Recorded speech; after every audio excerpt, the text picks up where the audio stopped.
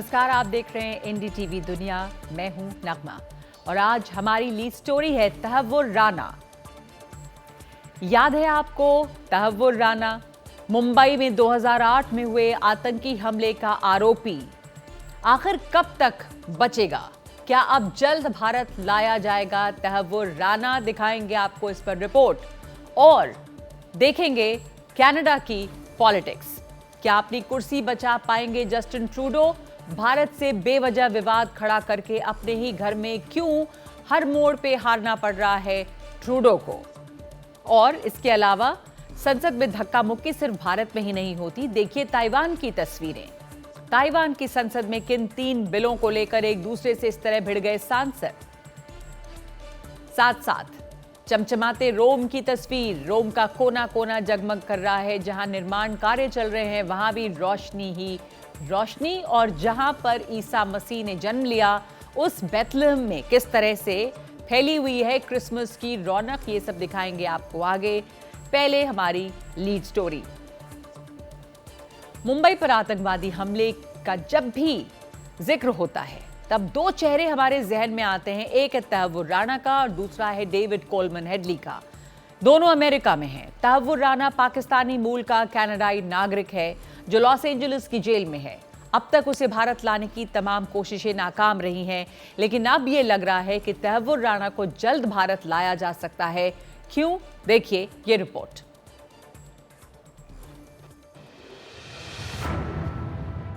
मुंबई को दहला देने वाले इन हमलों के पीछे का एक बड़ा चेहरा तहव्वुर राणा, पाकिस्तानी मूल का कनाडाई नागरिक। अब तक पैंतरेबाजी करके बचा रहा, लेकिन अब आसार कम दिख रहे हैं। निचली अदालतों, संघीय अदालतों और अपील अदालत से कोई राहत न मिलने के बाद तहव्वुर राणा ने 13 नवंबर को सुप्रीम कोर्ट का रुख किया। वहां भी उसे झटका लगा। अमेरिकी सरकार ने मुंबई में आतंकवादी हमले के मामले में भारत भेजे जाने के खिलाफ तहव्वुर राणा की याचिका को खारिज करने की गुजारिश अदालत से की है। राणा दलील देता रहा है कि शिकागो की अदालत उसे उन सब आरोपों से बरी कर चुकी है जो अब उस पर लगाए जा रहे हैं, लेकिन फर्जी दस्तावेजों का मामला उस पर नहीं चला। राणा ने फर्जी दस्तावेजों के आधार पर भारत में अपना दफ्तर खोला था। तहव्वुर राणा को भारत लाए जाने के आसार से आतंकी हमलों के पीड़ितों के मन में अब इस मामले में इंसाफ मिलने की उम्मीद जाग रही है। Now, Tavur Rana doesn't have any remedy, but to अब तहव्वुर राणा के पास भारत आने और यहाँ मुकदमे का सामना करने के अलावा कोई उपाय नहीं है। इसलिए एक भारतीय के रूप में और 26/11 के पीड़ित और बंधक के रूप में मैं इसे एक बहुत बड़ा कदम मानता हूँ।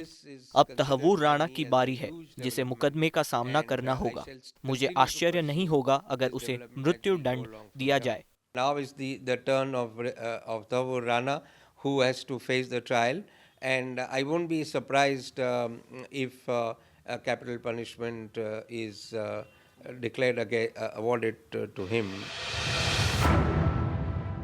भारत के पास इस बात के पुख्ता सबूत हैं कि राणा ने अपने दोस्त और अमेरिकी नागरिक डेविड हेडली के साथ मिलकर लश्कर-ए-तैयबा और हरकतुल मुजाहिदीन के लिए आतंकी हमले की साजिश रची थी।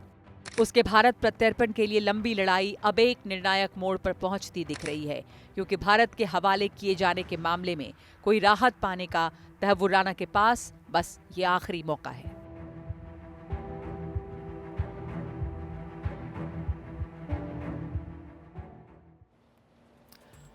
और इस पर बात करने के लिए, इस मामले को समझने के लिए इस वक्त हमारे साथ जुड़ गए हैं उज्ज्वल निकम, जो कि 26/11 मामले में सरकारी वकील रहे हैं। उज्ज्वल निकम जी, भारत यूएस के बीच में प्रत्यर्पण संधि भी है। आपको क्या लग रहा है इस समय कानूनी तौर पर जो दलीलें अमेरिकी सरकार ने कोर्ट में दी है, अब तहव्वुर राणा की जो अपील है वो रिजेक्ट हो सकती है? क्या रास्ता साफ हो गया है भारत प्रत्यर्पण का? देखिए, यूएस गवर्नमेंट ने एक अहम डिसीजन लिया है और ये अहम डिसीजन इस बात पर है कि जो तहव्वुर राणा का जो कहना था कि मुझे वापस एक्सट्रैडिट करके भारत में ट्रायल नहीं चलाई जा सकती क्योंकि मुझे पहले भी शिकागो कोर्ट में मुझे सजा हुई है जिस चार्ज पर भारत हमें ट्राई करना चाहता है। ऐसा ये ताहूर राणा का कहना था।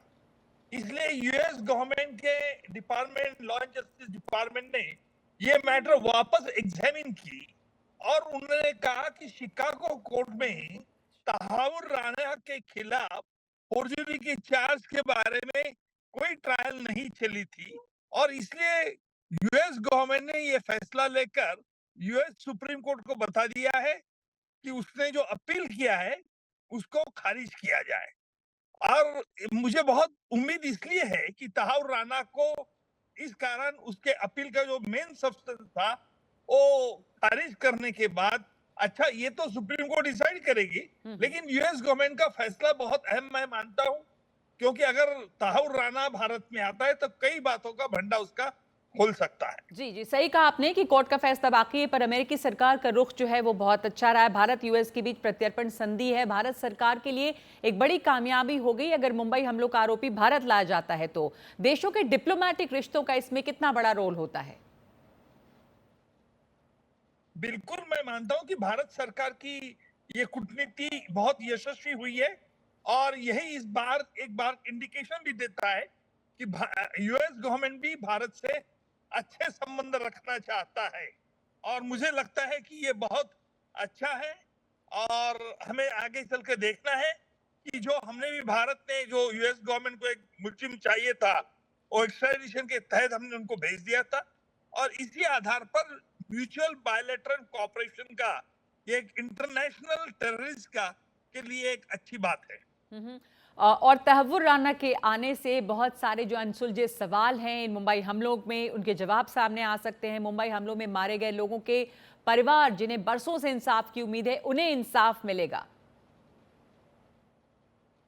बिल्कुल, वो तो विक्टिम्स को तो न्याय मिलेगा ही मिलेगा, लेकिन इसके पीछे जो साजिश थी, जिस साजिश में कुछ पाकिस्तान, क्योंकि ताहूर राणा बेसिकली पाकिस्तान का है और ताहूर राणा, डेविड हेडली ने पहले भी बता दिया है कि उसने बंबई में जो ऑफिस खुला था वो ताहूर राणा के म्यूचुअल कोऑपरेशन से ही खुला था और उसकी और साठगांठ आईएसआई की क्या है इसके बारे में बहुत जानकारी मिल सकती है भारत को और मुझे लगता है कि ये बहुत अच्छा कदम यूएस गवर्नमेंट ने उठाया है। यूएस गवर्नमेंट ने अच्छा कदम उठाया तो अब ये मानना होगा कि जो आखिरी चांस अब है राणा के पास, ताहूर राणा के पास, और अगर जो ये अपील है वो रिजेक्ट हुई तो मुंबई का आरोपी भारत में होगा। उज्जवल निकम जी। नहीं, देखिए, ताहूर राणा के खिलाफ जो चार्जेस थे और डेविड हिडली के खिलाफ चार्जेस में फर्क है। ताहूर राणा को साजिश का आरोप था, लेकिन ताहूर राणा ने जो फोर्जरी की थी अपने ऑफिस खोलने के लिए, वो चार्ज शिकागो कोर्ट में नहीं है।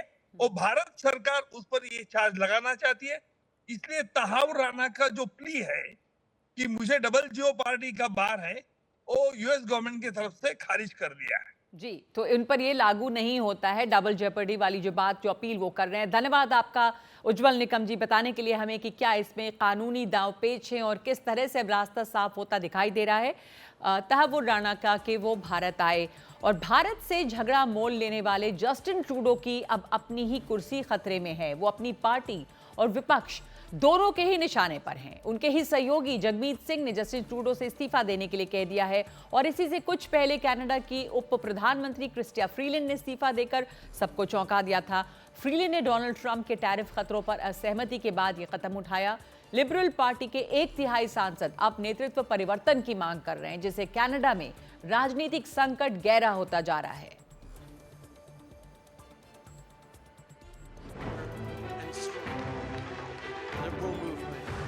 जस्टिन ट्रूडो के लिए मुसीबतें बढ़ती जा रही हैं। उन पर इस्तीफे का दबाव भी बढ़ता जा रहा है। पहले वित्त मंत्री क्रिस्टिया फ्रीलैंड ने इस्तीफा दिया और अब उनके पुराने साथी न्यू डेमोक्रेटिक पार्टी के जगमीत सिंह ने भी इस्तीफा मांग लिया है। उनकी ही लिबरल पार्टी के लोग उनका खुलकर विरोध कर रहे हैं। 153 में से 13 ने सीधे सीधे जस्टिन ट्रूडो का इस्तीफा मांगा। अक्टूबर में 24 सांसदों ने उनके खिलाफ खत लिखा था।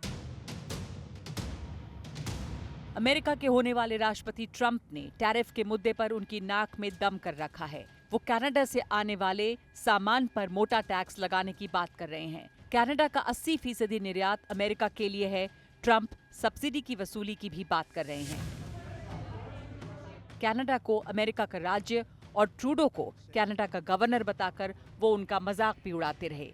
लेकिन ट्रूडो को सबसे बड़ा नुकसान हो रहा है कुछ लोगों को बेवजह शय देने और बेवजह भारत से पंगा लेने का। भारत के छात्र और सैलानी कनाडा की अर्थव्यवस्था में अच्छा खासा योगदान करते रहे हैं। इस वक्त तकरीबन 4,27,000 छात्र हैं। इनकी फीस $14,300 सालाना है। 2022 में 3,20,000 छात्र पढ़ते थे। 2013 से 2022 के बीच इसमें 260% की बढ़ोतरी हुई है। कनाडा के विदेशी छात्रों में से 40% भारतीय हैं, जबकि कनाडा के कई विपक्षी दल भारत के साथ अच्छे रिश्तों की बात करते हैं। यानी ट्रूडो के जाने पर भारत और कनाडा के रिश्ते फिर उसी उड़ान पर होंगे जहां वो कुछ साल पहले तक थे।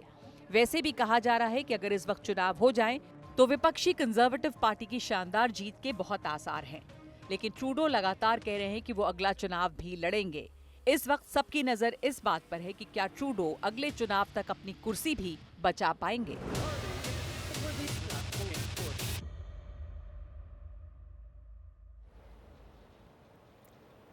तो ये है कनाडा की राजनीति का हाल। और अब बात करते हैं कि क्या अमेरिका का दखल ब्रिटेन की राजनीति में हो रहा है, क्योंकि एलोन मस्क का दबदबा क्या अब यूके की राजनीति में भी होगा, ये सवाल उठ रहे हैं। मस्क कह रहे हैं कि ब्रिटेन को भी रिफॉर्म्स की जरूरत है और इसके लिए वो रिफॉर्म यूके नाम की पार्टी की काफी आगे बढ़कर मदद करने के लिए तैयार हैं। ट्रंप के चुनावों में उन्होंने $25 करोड़ की मदद दी और अब इससे कुछ कम रकम वो नाइजेल फराज की रिफॉर्म यूके को देने जा रहे हैं। हालांकि इसमें कानूनी अड़चने हैं, लेकिन एलोन मस्क के दांव से ब्रिटेन की राजनीति में भूचाल है।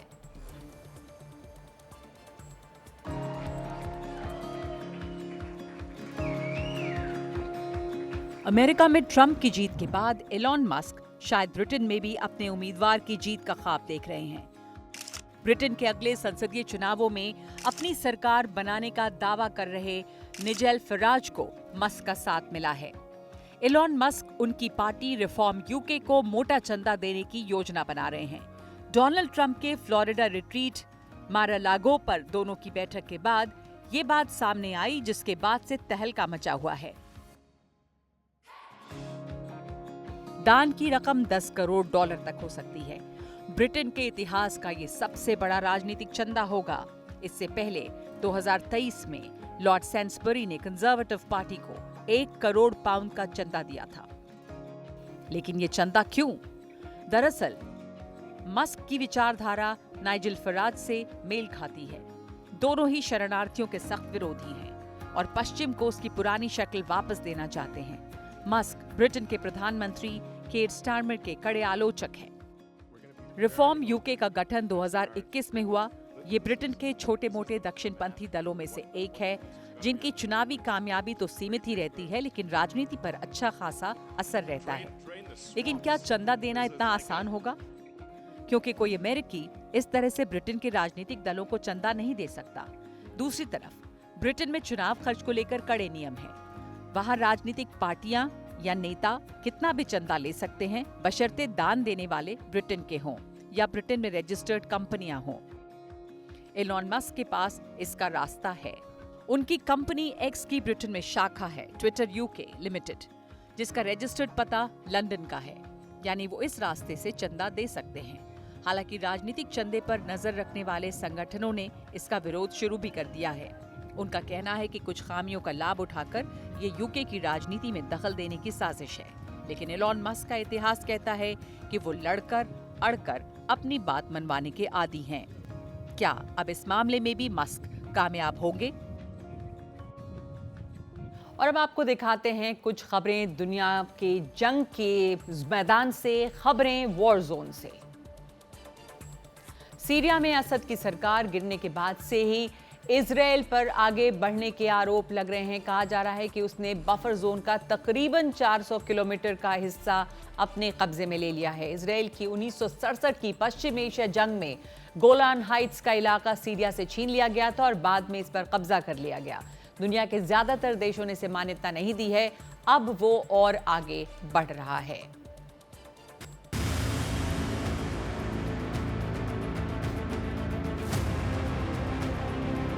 जंग से परेशान और डरे हुए लोगों के घरों पर लहराते सफेद झंडे। ये नजारा दारा सूबे के मारिया गांव का है। गांव में सन्नाटा पसरा है, लेकिन इजरायली फौज काम पर लगी है। उसने गांव में खाली पड़े फौजी ठिकानों पर अपनी चौकी बना ली है। स्थानीय लोगों का आरोप है कि इजरायली सैनिक किसानों को उनके खेतों की तरफ जाने से भी रोक रहे हैं।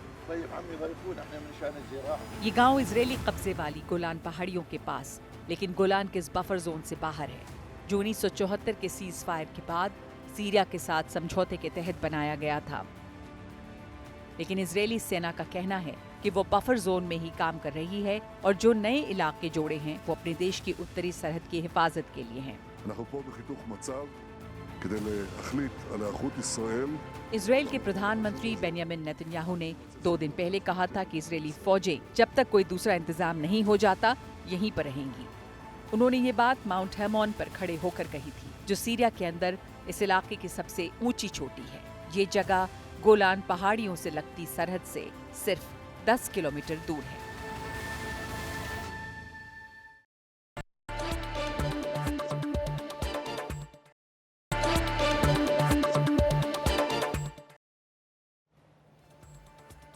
और आइए अब आपको दिखाते हैं खबरें दुनिया के कोने कोने से। ताइवान की संसद में बिलों को लेकर सांसद एक दूसरे से भिड़ गए। देखिए ये तस्वीरें। ताइवान की मीडिया रिपोर्ट के मुताबिक कई सांसद इसमें घायल भी हुए हैं। इस तरह की धक्का मुक्की वहां पर हुई। विवाद 3 बिलों को लेकर हुआ है, जिनको नेशनलिस्ट पार्टी ने पेश किया है। इनमें से एक बिल को लेकर कहा जा रहा है कि उससे संविधान अदालत पंगु हो जाएगी। संसद के बाहर जमा हजारों लोगों ने सांसदों से मांग की कि वो 3 बिलों को पास ना होने दें, और फिर संसद के अंदर में हुआ ये नजारा।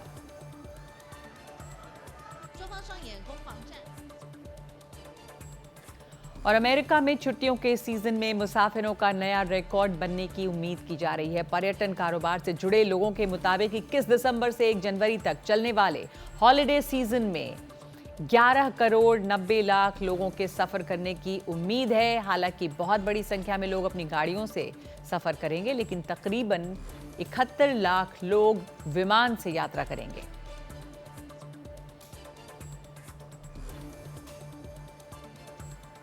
और अब वीडियो ऑफ द डे। तो तस्वीर दिखा रहे हैं आपको रोम की, जहां हर तरफ क्रिसमस की रंगीनी नजर आ रही है। निर्माण कार्य भी जहां पे हो रहे हैं वो भी रोशनी में नहाए हुए हैं। पियाज़ा वेनेज़िया में बन रहे नए मेट्रो स्टेशन की वजह से वहां पर लगने वाले पारंपरिक क्रिसमस ट्री को पिछले साल से पियाज़ा डेल पोपोलो में लगाया जाने लगा है। लेकिन ये खूबसूरत तस्वीरें रोम से। और ईसा मसीह के जन्म स्थान बेथलेहम में क्रिसमस मनाने की तैयारियां जोर शोर से चल रही हैं। जंग की वजह से इस बार भी कुछ वहां माहौल फीका सा जरूर लग रहा है, लेकिन यरूशलेम और वेस्ट बैंक के दूसरे इलाकों में बड़ी संख्या में फिलिस्तीनी ईसाई फैले हैं। बेथलेहम की बड़ी आबादी पर्यटन के कारोबार से जुड़ी है, लेकिन कोरोना के बाद से लगातार हालात बिगड़े हैं और अब यहाँ के ज़्यादातर लोग किसी न किसी तरह से यहाँ से निकल जाना चाहते हैं।